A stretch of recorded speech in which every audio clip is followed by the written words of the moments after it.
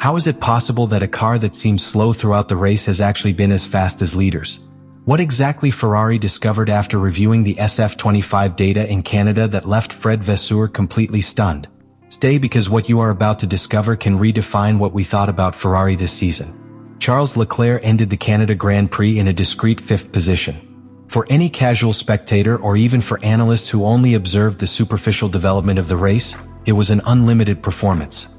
One more in the cluster of weekends where Ferrari fails to specify the performance it promises in certain sections of the season. But behind that anodyne appearance, a yield was hidden that brushed the extraordinary. Fred Vasseur, team director, could not believe what he was seeing when he sat in front of career telemetry. The graphics, the partial bisector, the minimum curve speeds, and the tire degradation references told a completely different story. In certain sections of the Grand Prix, especially during the critical window of stops and boxes of the leading teams, Leclerc not only maintained the temporary lead on track, but their times per return were competitive, even comparable to those of Lando Norris and Max Verstappen. In the turns 29 to 34, when a large part of the favorites stopped in pits, Leclerc brought out a career rhythm that he had simply not shown in classification or during free training. That brief leadership was seen by many as circumstantial, but the data said something else. The SF25 was working in its optimal performance window, and when it did, its ability was winning team. This discovery was even more shocking considering what had happened in the rest of the weekend. Leclerc suffered an accident in the FP1, which limited its filming time and prevented it from adapting to the car in a circuit as technical as Montreal. To this was added a key error in the classification, which left him relegated to the 8th place of departure. Everything signed up to an uphill. However, what revealed the post-carrier analysis completely changed the narrative. It was not that Leclerc and Ferrari had no rhythm. It was that the circumstances and hidden problems in the car were preventing this performance from being in full light. The most disturbing thing for Vasseur was to realize that even in that adverse context, the car had life. The SF25, although full of technical limitations that would later be discovered more depth, could offer pure speed when it managed to stay inside its fragile and narrow operating window. That transformed the result of the race into a mirage. The 5th place of Leclerc was not a sample of the Ferrari roof but of the ground. And such revelations, when they occur in the middle of a season in dispute, are not only surprising, they can be transformative. Because it means that the problem is not in absolute performance, but in how to ensure that this performance appears more consistently. This finding forced many things to rethink within Maranello. What other great awards had happened with this same hidden potential? How many opportunities had been wasted simply for not having the proper reading of the real behavior of the car? And most importantly, how to transform that speed flash into a constant? All those questions began to charge for shape after Canada. And it was there, in the midst of an apparent career without history, where a new hope was lit for Ferrari. The response to why the SF25 shone at certain times and went out in others soon arrived. After the Canada Grand Prix, Ferrari engineers immersed themselves in an exhaustive review of telemetry data, mechanical behavior, and structural degradation. What they found was not a simple configuration anomaly or a bad strategic choice. It was something much more serious. Both Charles Leclerc and Lewis Hamilton had been piloting with a structural technical defect that had been present since mid-race. A silent, but lethal failure, which sabotaged the true performance of the car without giving clear signs in real time. The team discovered that there was a rear system component directly related to the suspension, which was generating an abnormal quantity of knots, particularly during intense braking and change in support in slow curves. This dynamic not only affected the stability of the car, but caused a critical disconnection between aerodynamics and mechanics. That is, the airflow that had to be constant on the rear wing was suddenly interrupted every time the car was irregularly sinking when braking. This loss of load compromised all the behavior of the SF25 in the most decisive phases of each lap.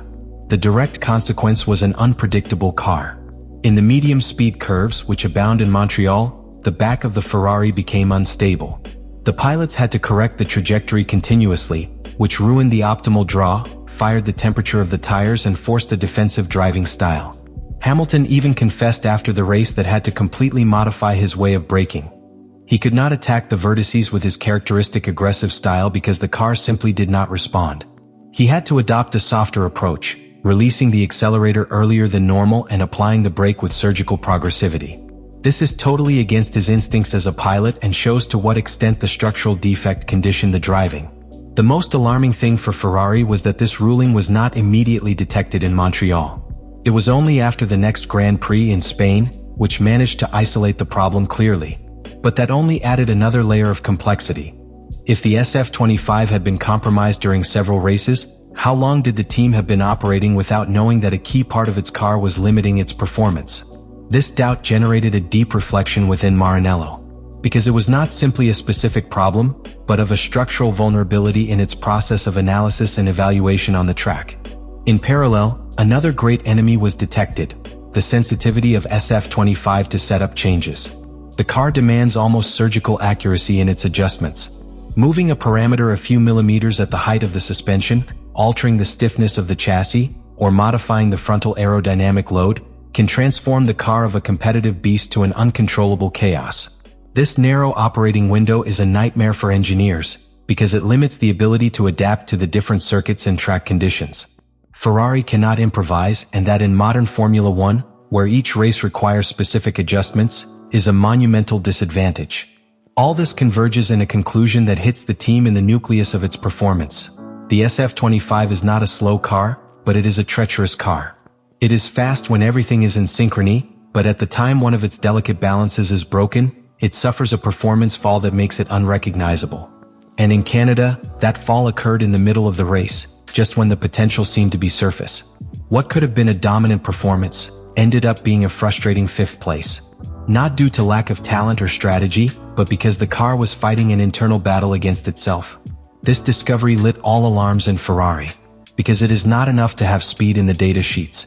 If that speed is unstable, if it depends on such a fragile balance that is broken by the smallest change, then there is no consistency. And without consistency, there is no championship. Ferrari's real fight is not against Red Bull or McLaren. It is against the demons that inhabit in the bowels of SF25. For Frédéric Vasseur, what revealed the data of Canada was not just a surprise, it was an uncomfortable revelation. A reality bath that undressed not only the hidden potential of the SF25, but also internal deficiencies in equipment diagnostic processes. After reviewing each Leclerc turn, each cross-telemetry with Hamilton data, and each performance oscillation in specific sectors, Vasseur understood that Ferrari did not have a pure speed problem. It had an operational consistency problem. And that, in a sport like Formula One, can be even more dangerous. The reaction was not frustration. It was restart. From Maranello, emergency meetings were activated with the technical department. Post-Carrera evaluation protocols were restructured, and the immediate development plans of the SF25 were redesigned. Because if the car could be competitive under certain specific conditions, then the most urgent task was to replicate these conditions predictably, career after career. The team needed to understand how to keep the car inside its fragile performance window and avoid any intervention that took it out of it. Vasseur understood that the season was not lost, but it was misunderstood. That the enemy was not the lack of rhythm, but instability. And that change of perspective was key. He stopped focusing solely on bringing aggressive aerodynamic evolutions or new high-impact pieces. Instead, he directed the resources towards the improvement of the dynamic equilibrium of the car. He instructed his engineers to reduce the margin of error in the track settings, to map with surgical precision how the car responds to each parameter, and redefine the feedback criteria of the pilots. Because what was previously interpreted as a lack of rhythm, now it should be read as a disconnection between pilot and machine caused by an ultra-sensitive car. Important decisions were also made at the internal communication level. Vasseur asked Leclerc and Hamilton to be brutally honest in their evaluations. No more generic comments or diplomatic filters in post-carrier meetings. If something did not work, it should be known in detail, even if that meant questioning the team's work. The objective was clear: rebuild confidence between data and track perception. In parallel, the simulation department received an urgent directive, replicating in the digital environment the exact conditions in which the SF25 showed its best version in Montreal. A new base parameter set was created, internally baptized as Canada Configuration, on which all future configurations began to test. Each circuit would now be studied not only from the logic of aerodynamic load or track temperature, but from the direct relationship it had with the most stable behavior detected in that key weekend. That decision marked a radical change in the preparation methodology prior to the big prizes.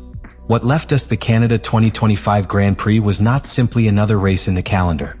It was a revelation, a message that, if interpreted correctly, can completely alter the course of the season.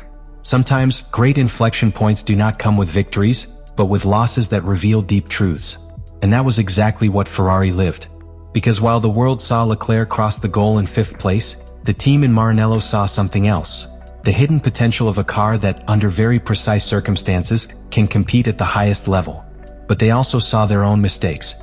His structural failures, his erratic decisions, and a development philosophy that until that time had not been able to adapt to the reality of the car.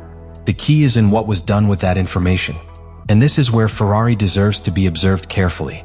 Because he did not limit himself to identifying the problem and reacted.